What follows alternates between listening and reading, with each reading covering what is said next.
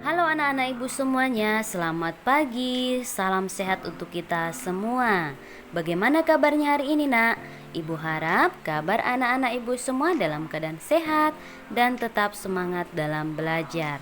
Nah anak-anak ibu, hari ini kita akan belajar tematik tema 2 bermain di lingkunganku dengan subtema yang pertama bermain di lingkungan rumah khusus mata pelajaran PPKN tentang aturan di rumah.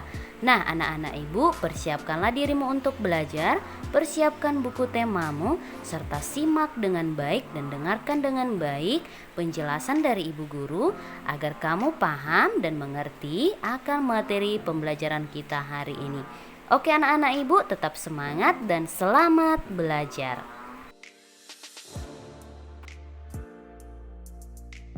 Nah, anak-anak ibu, di sini pada awal pembelajaran kita ada percakapan antara ibu, Beni dan Tiur.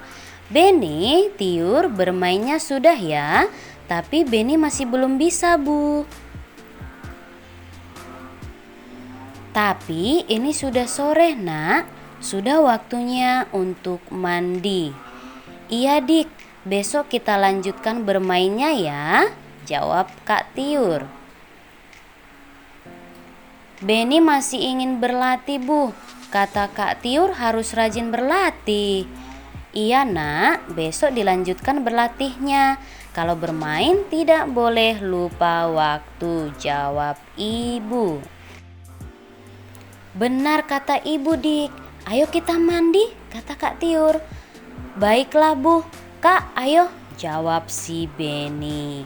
Nah, jadi anak-anak ibu dalam percakapannya ini, ibu mengingatkan supaya Kak Tiur dan Beni tidak lupa waktu dalam bermain.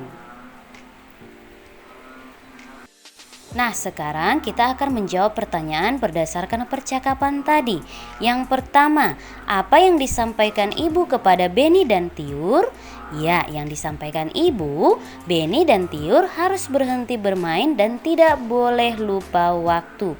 Yang kedua, apa tanggapan Beni ketika diingatkan ibu? Ya, Beni masih ingin bermain karena belum bisa bermain simpai.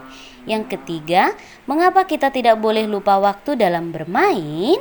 Karena bisa menyebabkan kita tidak melakukan pekerjaan atau hal lain. Yang keempat, apa akibatnya kalau lupa waktu dalam bermain?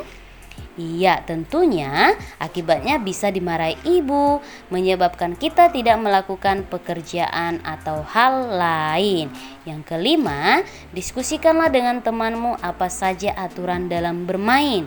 Iya, aturan dalam bermain itu ada tidak boleh lupa waktu, atau kita juga bermain tidak boleh curang. Nah, inilah anak-anak ibu jawaban atas pertanyaan berdasarkan percakapan antara ibu Beni dan Kak Tiur. Nah, anak-anak ibu juga kalau dalam bermain tidak boleh lupa waktu. Karena kalau lupa waktu akibatnya kita bisa dimarahi ibu. Nah, anak-anak ibu, ada aturan di rumah. Jadi di rumah kita juga ada aturan. Aturan di rumah biasanya dibuat oleh orang tua kita.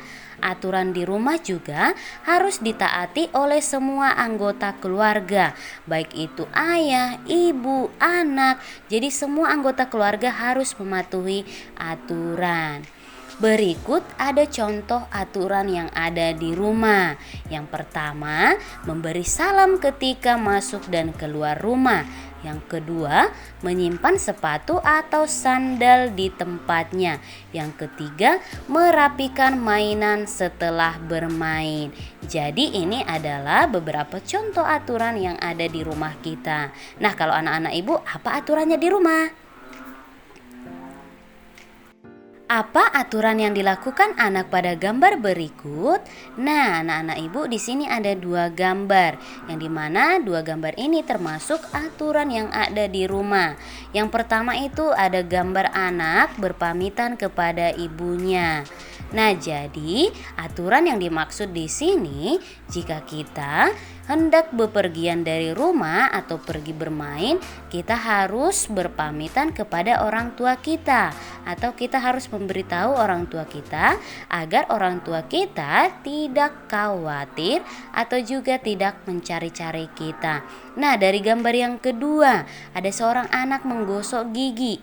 Iya, nah aturan yang dimaksud di sini adalah harus rajin menggosok gigi. Jadi ini adalah aturan yang ada di rumah. Anak-anak ibu, aturan itu ada di mana-mana. Aturan berlaku di rumah, di masyarakat, di sekolah, dan di tempat bermain. Di jalan raya juga ada aturan, di pasar. Nah, aturan itu berguna untuk mengatur kehidupan manusia, supaya kehidupan manusia itu damai dan juga tertib serta disiplin.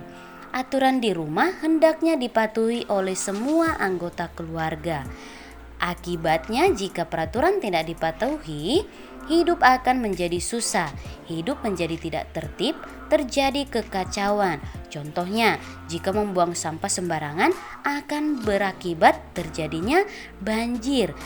Nah, jadi anak-anak ibu, jika kita melanggar aturan, pasti kita akan mendapatkan sanksi.